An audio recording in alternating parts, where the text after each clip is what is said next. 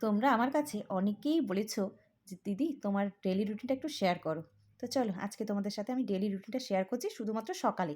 তো সকালে আমি কি কি কাজ করি দেখো, আজকে সকাল সকাল খুব সকালে উঠেছি, প্রায় 6:30 নাগাদ, কারণ গুড্ডুর টিউশনি ছিল 7টার সময়। ও চলে গেছে পড়তে, ওকে এগিয়ে দিয়ে আসলাম, আর বাইরে দেখছি প্রচণ্ড কুয়াশা পড়েছে, তাই আর বাইরের কোনো কাজ করিনি। অ্যাকচুয়ালি আমি না ঘুম থেকে উঠে বাইরের কাজটা আগে করি না, আগে ঘরের যত কাজ আছে টুকিটাকি সব করে রাখি।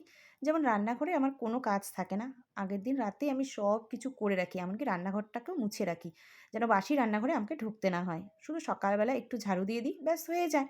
কারণ এঁঠো বাসন কোসন সমস্ত আমি মেজে রাখি, রেখে দিই না, কারণ বাসন রেখে দিলে আমার আর ঘুম হবে না।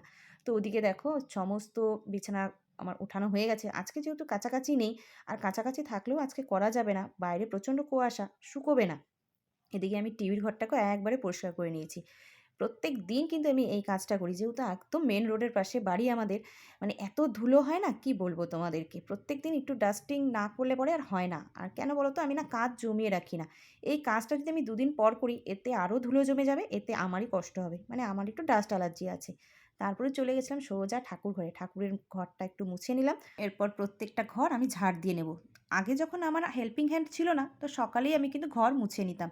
এখন যেহেতু উনি আছেন, তাই সকালে কিন্তু আমি ঘরটা মুছি না। হ্যাঁ, উনি যেদিন যেদিন আসেন না, সেদিন কিন্তু ঘরদোর আমি সকাল সকালই মুছে নিই।